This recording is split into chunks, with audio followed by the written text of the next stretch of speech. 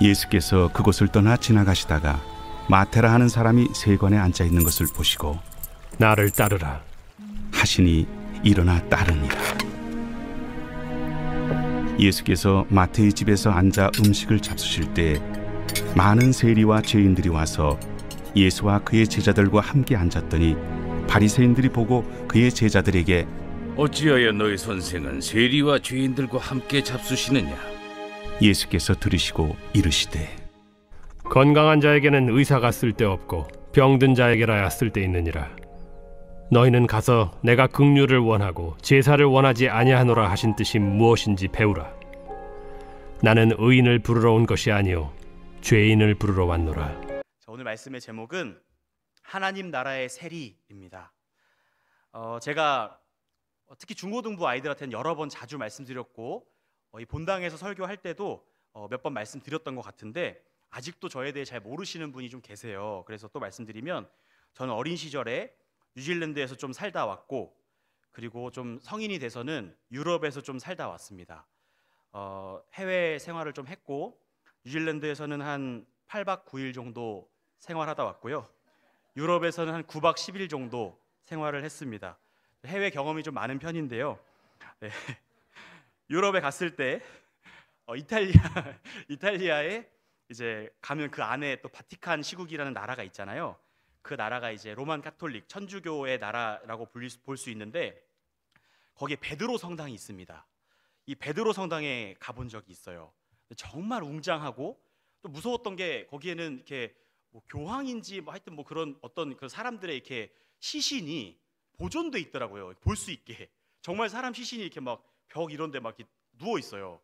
그 보존된 채로 그 보존하는 것만 해도 어마어마한 돈이 드는 걸로 알고 있는데 막 그렇게 돼 있고 막 어마어마한 구조물들이 막 있고 막 기도하는 사람도 있고 막 그래요.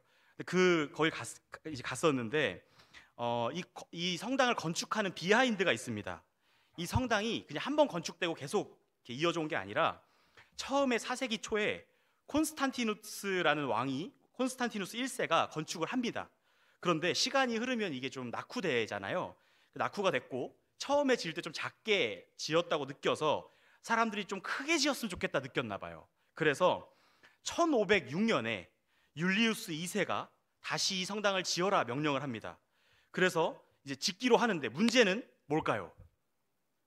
돈이죠, 돈. 이걸 엄청나게 크게 지으려면 돈이 많이 들잖아요. 돈을 어떻게 모았을까요? 네, 헌금이라고 말씀해 주시는데 헌금도 있었습니다. 헌금도 있었고요. 제일 중요한 게 이거였어요. 면죄부를 팔았어요. 이 베드로 성당이 면죄부를 팔아서 지은 성당입니다. 근데 면죄부라는 게 있다고 치고 그 말도 안 되는 교리인 거 아시잖아요. 이 면죄부 교리가 이 면죄부 헌금함에 넣었을 때 동전 소리가 딸그락 떨어지는 순간 우리 가족이 연옥에 있다가 천국에 간다 뭐 이런 교리예요. 그러면은 그거를 그렇게 가르치면 당시에 교육을 제대로 못 받은 그런 성도들 입장에서는 우리 부모님, 우리 할머니, 할아버지 빨리 천국으로 보내드려야지 하고 돈을 낼 거 아니에요. 그럼 우리 성도님들은 얼마면 내시겠습니까? 얼마까지 내실 수 있으시겠어요? 우리 가족 천국 보내야 되는데 얼마까지 내시겠습니까? 이 면죄부 가격이요, 작게는 하루 일당에서 많게는 월급 정도의 가격이었다고 해요. 그러니까 그냥 대충 표현하면 한 5만 원, 10만 원에서 2, 300만 원까지 간 거예요, 한 장에.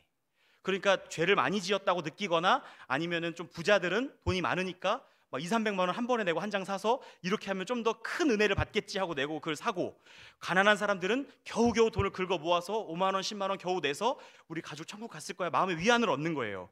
그렇게 사람들의 고혈을 거짓 교리로 빨아서 지은 성당이 바로 그 베드로 성당입니다. 그 화려함 뒤에는 이런 불편한 진실이 숨어 있는 거예요.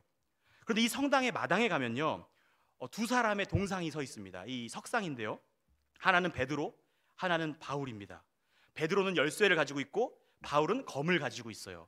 베드로는 천국 열쇠를 받았다고 해서 열쇠를 가지고 있는 거고 바울은 말씀의 검을 들고 있는 거죠. 근데 이 두 사람이 신약의 가장 대표적인 두 사람이잖아요. 그런데 이 두 사람의 공통점이 있는데 이름이 두 개라는 거예요. 바울의 이름이 두 개였어요. 뭘까요? 사울, 바울이죠. 사울은 히브리식 이름, 바울은 헬라식 이름. 그러면 베드로는 이름이 두 개인데 뭘까요? 시몬, 베드로죠. 시몬이 히브리식 이름, 베드로가 헬라식 이름. 이렇게 당시 사람들은 이름을 두 개씩 사용하는 경우가 많았습니다. 히브리식 이름은 이스라엘 사람들 말씀드리는 거예요. 이 히브리식 이름은 개인적으로 쓸 때 많이 쓰고, 이 헬라식 이름은 공식적으로 쓸 때 많이 썼어요. 근데 그럴 수밖에 없는 게 로마 제국 치하니까 이 헬라식 이름이 로마 제국의 공식 이름이었던 거고, 히브리식 이름은 이제 가족들 간에 쓰고 친구들끼리 쓰는 이름이었던 거죠. 이처럼 이름이 두 개인 사람이 많았는데, 거의 대부분이었는데 한 명이 더 있습니다. 그게 누구냐면 바로 오늘 마태복음을 기록한 마태입니다. 마태의 또 다른 이름이 뭘까요? 바로 레위입니다. 레위. 오늘 바로 이 마태에 관한 이야기를 해보려고 합니다. 한 가지 생각해보고 갈게요. 마태복음 읽어보셨죠? 다 마태복음은 읽어보셨을 거예요. 왜냐하면 이 신약 성경 처음에 있으니까요.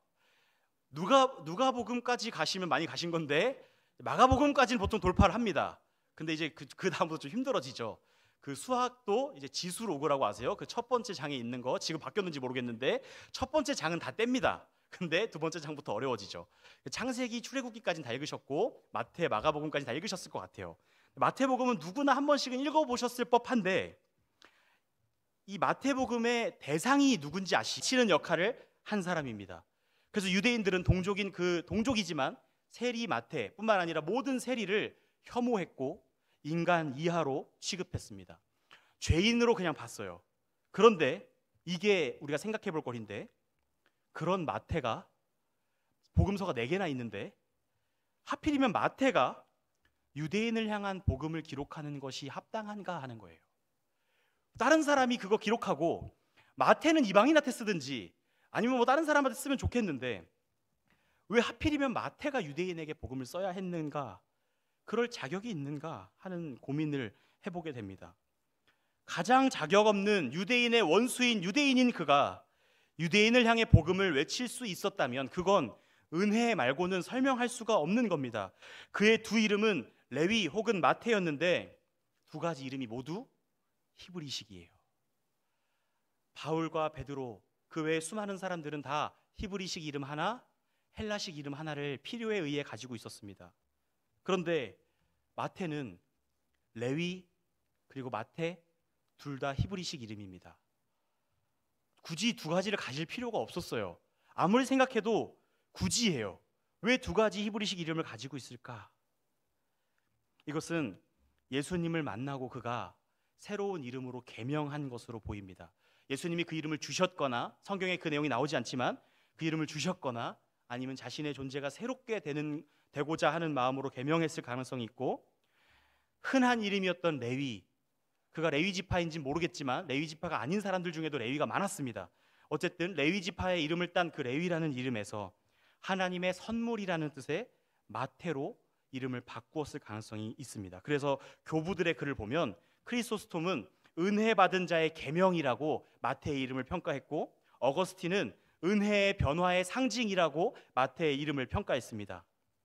이게 정말 계명이라고 생각할 수 있는 근거가 또 있는데, 히브리식 이름을 2개 쓰는 사람들이 구약에 나와요. 근데 이들의 대부분이 다 은혜 받은 결과로 이름을 바꿉니다. 이름을 2개 쓰는데 아브람이 아브라함이 되거나, 야곱이 이스라엘이 되거나, 사레가 사라가 되거나, 베노니가 베냐민이 되는 이런 일들이 구약에 계속 등장합니다. 근데 이 모든 사례가 다 히브리식에서 히브리식으로 바꾸는데 이건 그냥 계명입니다. 이름을 은혜 받은 자들이, 저주에서 축복으로 옮겨진 자들이 이름을 바꿀 때 히브리식 이름이 2개가 생기는 거죠. 그래서 마태도 레위라는 이름을 쓰다가 마태라는 이름으로 바꿨을 가능성이 있습니다. 아무튼 당시 유대 사회에서 세리는 죄인 취급을 받아 사람들이 아예 상종하지 않는 사람이었습니다. 심지어는 부모까지 그들을 버렸는데, 일부 부모가 그들을 버린 게 아닙니다. 거의 안 버린 부모가 없을 정도로 세리는 가족들에게도 거의 배척당했습니다. 완전히 고립되어서 다시는 나를 아버지라고 어머니라고 부르지 마라, 찾아오지도 마라, 관계를 단절하고 소위 말해 호적에서 파버리듯이 그냥 그런 관계가 돼버리는 거예요. 친구도 없고 가족도 없고 이렇게 완전히 그냥 고립된 삶을 살게 되는 겁니다. 세리가 세금을 거두는 방식은 로마 제국과 세리가 약속을 합니다. 100만 원을 걷어오기로 했으면 세리는 150만 원을 걷어서 50만 원을 자기가 가집니다. 그럼 이스라엘 백성들은 점점 더 힘들어지는 거죠. 100만 원만 거두면 되는데 자기도 걷어야 되니까 50만 원 덧붙여서 걷는 거죠. 자기 마음입니다. 200만 원 걷으면 100만 원이 자기께 되는 거예요. 그러니까 유대인들이 싫어하는 거죠. 로마에게 세금을 갖다 바치는 것도 열받는데 거기다 돈을 얹어서 엄청나게 부자가 되어서 살았고, 이 세리들은 어마어마한 부자였습니다. 엄청나게 큰 집에서 매일매일 파티를 하며 살 수 있는 어마어마한 부자였습니다. 그런데 그 어마어마한 부자, 매일매일 파티할 수 있고 매일매일 맛있는 거 먹을 수 있는 그 사람들에게 남은 것은 돈 말고는 없었습니다. 가족에게 버림받고, 친구에게 버림받고, 동족에게 버림받고, 로마 군인의 호의 없이는 길을 돌아다니지도 못하는 그런 비참한 삶을 살게 되는 것입니다. 세리들끼리나 모여서 그냥 대화하고 잔치 벌이고 얘기하고 그렇게 사는 겁니다. 그런 그가 여느 때와 같이 로마 군사의 호의를 받아 세관으로 갔고, 세관에 앉아서 세금을 걷고 있는데 예수님이 오셔서 이렇게 말씀하시는 겁니다. 나를 따르라. 마태가 즉시 일어나서 따릅니다. 누가복음에는 모든 것을 버리고 따랐다고 말씀합니다. 그 자리에 있던 자신의 모든 지위와 재산과 이런 것들을 그냥 다 버려두고 그냥 일어나서 갔다는 거예요. 재산을 정리할 시간 따위는 그에게 필요하지 않았던 겁니다. 도대체 그 마음속에 어떤 마음들이 쌓여왔길래 그가 찾아왔을 때, 예수님이 찾아오셨을 때 즉시 일어나 그 예수님을 따를 수 있었을까? 마태는 오로지 많은 돈만 남아있는 삶이 허망하다고 느끼고 있었고, 돈이 진짜 많으면 진짜 좋을 것 같지만 마태는 힘주어 아니라고 말하고 있는 것 같습니다. 돈이 누구보다 많았고 정말 누구보다 부자였지만 그게 아무것도 아니라는 것을 마태는 끊임없이 갈급해하며 느끼고 있었고, 기회만 보고 있었던 그가 갑자기 느닷없이 예수님이 찾아오셔서 나를 따라오라, 나를 따르라 하시니 그냥 그 자리에서 일어나서 따른 겁니다.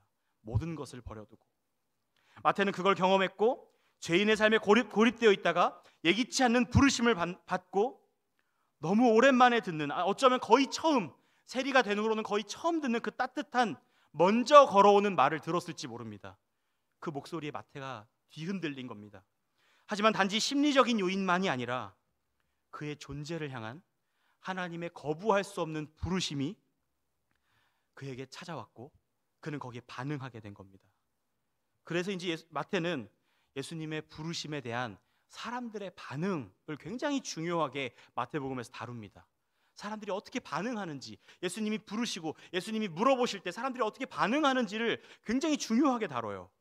그리고 그를 따르기로 반응하는 자들이 사람들에게 인정받는 사람들이거나 누구보다 하나님과 가까워 보이는 사람들이 아니라 죄인들이었다는 사실을 계속해서 보여줍니다. 이 9절과 10절, 오늘 본문의 9절과 10절의 연결이 되게 재밌는데요. 예수님이 마태를 찾아가서 나를 따르라 하셨어요. 그리고 일어나서 따랐대요. 따라와라. 그리고 따랐다. 그럼 누가 앞서가는 거죠? 예수님이 앞에 가시고 뒤에 마태가 따라오는 거죠. 그런데 10절에 보니까 예수께서 마태의 집에 앉아 음식을 잡수실 때 이렇게 나옵니다. 그러니까 예수님이 앞서 가시는데 마태의 집으로 들어가 있는 거예요. 이제까지는 마태가 혼자 세관에서 다 걷었으면, 돈을 다 걷었으면 로마 군인의 호의를 받아서 집으로 돌아가서 또 맛있는 거 먹고 좋은 옷 입고 친구들 불러서 파티하고 놀았겠죠. 공허한 마음을 어찌할 수 없는 채로 그러고 살았을 겁니다. 그런데 오늘은 예수님이 앞서 가시는 거예요. 자기가 뒤를 따라갑니다. 근데 어디로 갈까 따라가 봤더니 자기 집인 거예요. 그리고 거기서 잔치를 베풀라고 하시는 겁니다. 이제 더 이상 마태의 집은 마태의 집이 아닌 겁니다. 마태의 것이 아닌 겁니다. 예수님의 것이 되어버린 겁니다. 마태의 삶을 소유하시기로 예수님이 결정하신 거예요. 우리도 마찬가지입니다. 주님이 우리를 부르실 때, 주님이 앞서 가시겠다고 말씀하시고 나를 따르라 하실 때 우린 뒤따라 가는데 그 목적지가 어딘가 보니 나의 마음인 거예요. 나의 삶인 거예요. 더 이상 나의 삶과 나의 마음이 내 것이 아니라는 겁니다. 예수님의 소유가 된다는 겁니다. 예수님이 우리를 부르실 때 우리에게 일어나는 일은 나의 인생이 나의 것이 아니라 이제는 예수님의 것이 된다는 것입니다. 예수님이 나의 삶에 오셔서 내 인생을 소유하시고 거기서 잔치를 벌이시겠다는 겁니다. 예수님께서 마태를 부르시고 그날 그의 집에서 파티를 여는데 파티에 초대된 사람들이 아주 가관입니다. 많은 세리들 그리고 죄인들입니다. 세리들은 사람들과 관계할 수 없었기에 세리들끼리 원래 잘 모였습니다. 그래서 이 세리들끼리의 파티는 이상한 게 아니에요. 원래 그러고 놀았어요. 그들끼리 커뮤니티를 형성하고, 근데 거기서 소문들은 이 죄인들이, 세리 말고도 죄인들이 많잖아요. 이 죄인들을 다 불러 모은 거예요. 동네 소문들은 죄인들이 다 와서 거기서 같이 파티하고 맛있는 거 먹고 놉니다. 즐거워합니다. 거기 예수님 제자들도 같이 앉아 있는데 제자들은 아주 죽을 맛이었겠죠. 유대인들이니까. 멀쩡한 유대인들이 그 죄인들 사이에서 이게 도대체 뭔가, 예수님은 즐겁게 막 건배하고 막 마시고 먹고 즐기고 있는데 제자들은 아마 좌불안석이었을 겁니다. 도저히 봐줄 수가 없는 그런 잔치의 모습일 겁니다. 죄인들이 모여서 웃고 떠들며 즐거워하는 파티를 가만두고 볼 수가 있겠습니까? 어떻게 보면 역겹기까지 한 그런 모습 아니겠습니까? 자격 없는 자들의 즐거움이 거기 벌어진 겁니다. 그런데 마태는 이 장면이 마치 천국 잔치인 것처럼 표현합니다. 근데 아니나 다를까 바리새인들이 주시하다가 그의 제자들에게 물어봅니다. 예수님 여기 계신데, 제자들 여기 있는데, 예수님은 똑바로 못 쳐다보고 제자들한테 너희 선생은 왜 세리들과 죄인들과 함께 먹고 마시느냐? 왜 함께 잡수시냐? 눈치 한번 보고 크게 말하는 겁니다.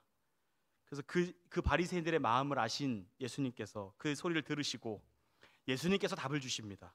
들으라고 말했겠죠. 예수님께서 12절 13절에 이렇게 답하시는 거예요. 건강한 자에게는 의사가 쓸데없다.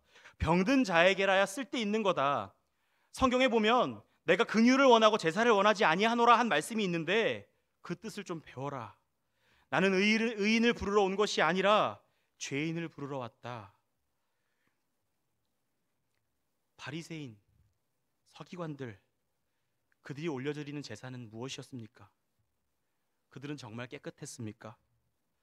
마치 베드로 성당을 짓듯이 사람들의 고혈을 빨아서 거짓 교리로 그 사람들을 착취해서 지은 성당이 베드로 성당이듯이 성전 앞에서 재물을 최대 이윤을 남기며 팔며 자신의 죄를 해결해보고자 하는 갈망을 가지고 온 그 처절한 마음으로 온 사람들에게 비싼 돈을 내게 하고 어쩔 수 없이 지금 이 돈을 주고 재물을 사지 않으면 제사를 드릴 수 없기에 울며 겨자 먹기로 그 재물을 사서 제사를 드리게 만든 인간들이 그 바리새인과 서기관들, 그 지도자들입니다.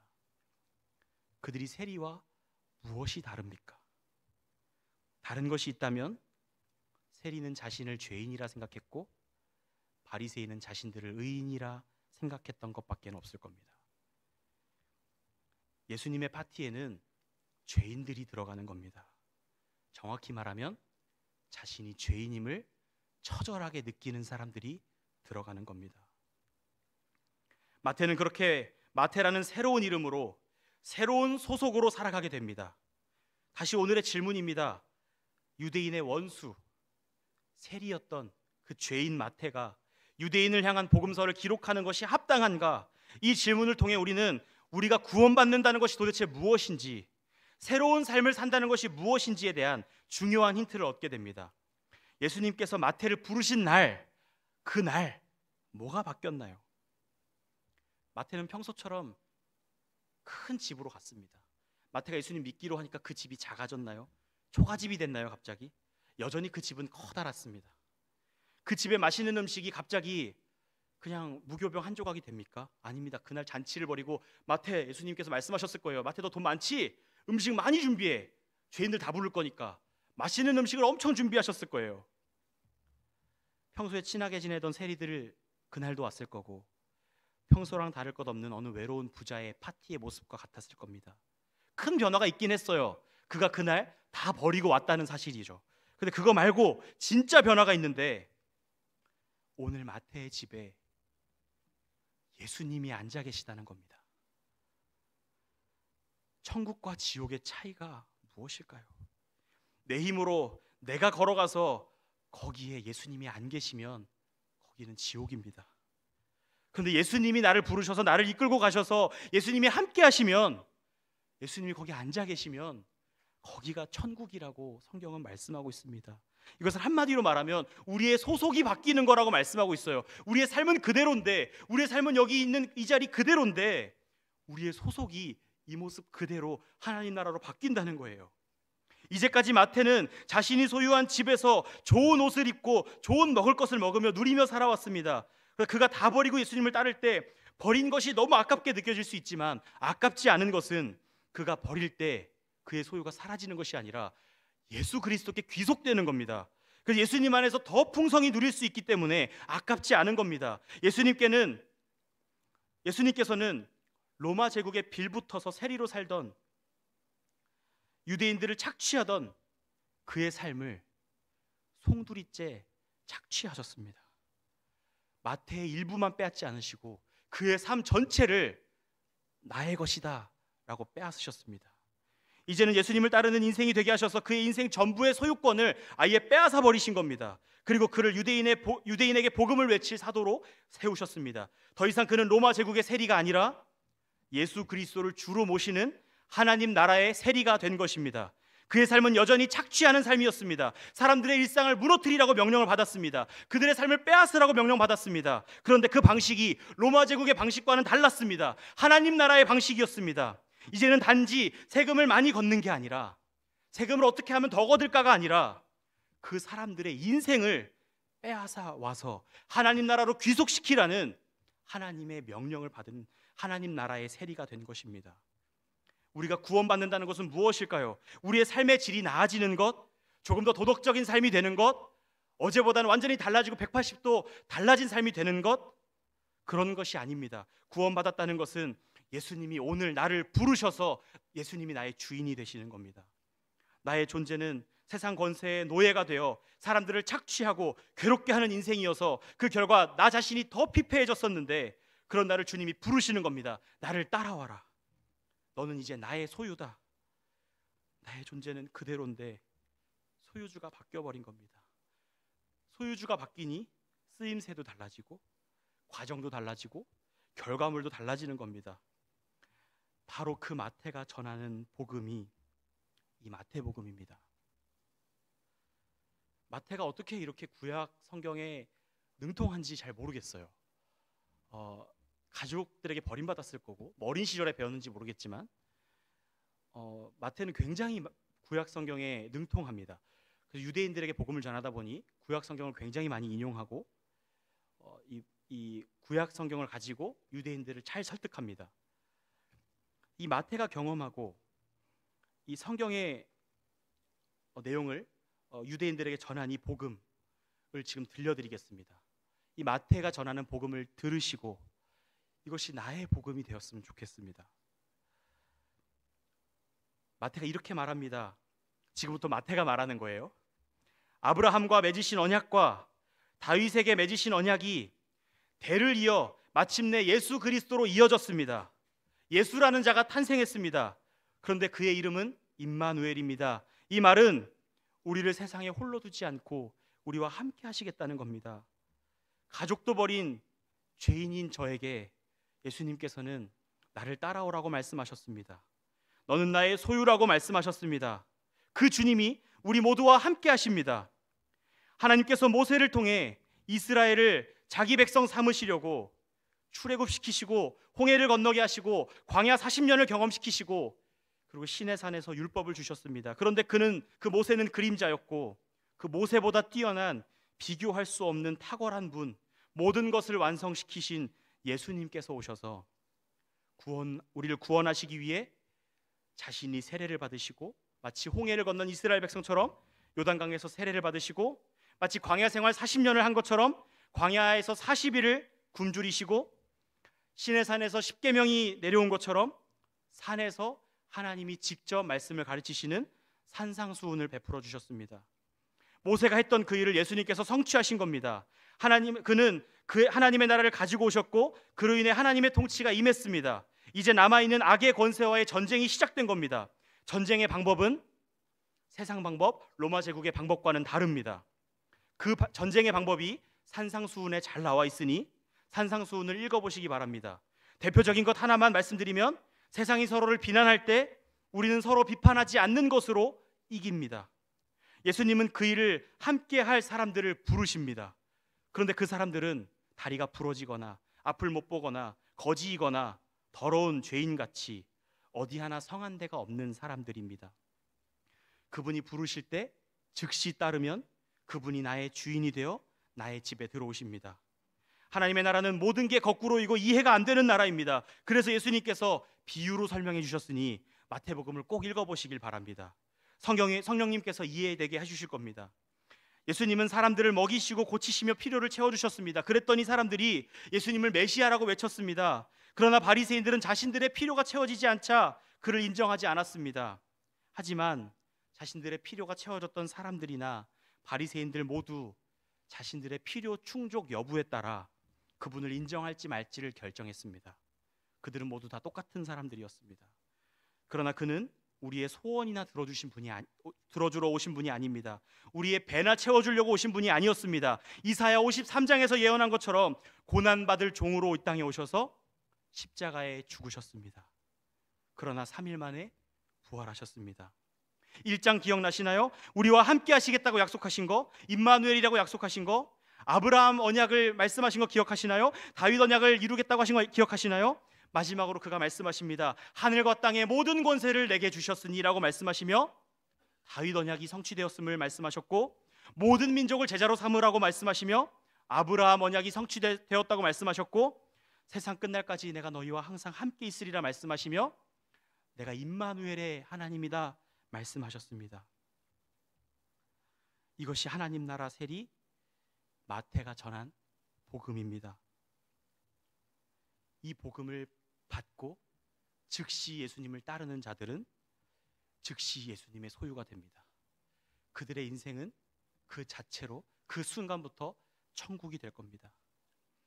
세리 마태가 예수님을 만나고 그 놀라운 부르심에 반응하여 로마 제국의 세리를 그만두고 하나님 나라의 세리가 되었듯이, 베드로와 안드레가 물고기 잡다가 세상 어부로 살다가 예수님 만나고 사람을 낚는 하나님 나라의 창고를 채우는 사람 낚는 어부가 되었듯이, 유력한 랍비였던 사울이 유대교리를 가르치는 율법교사에서 예수 그리스도를 전파하는 하나님 나라의 교사가 되었듯이, 지금 성도님들의 자리는 어디인지 한번 생각해 봤으면 좋겠습니다.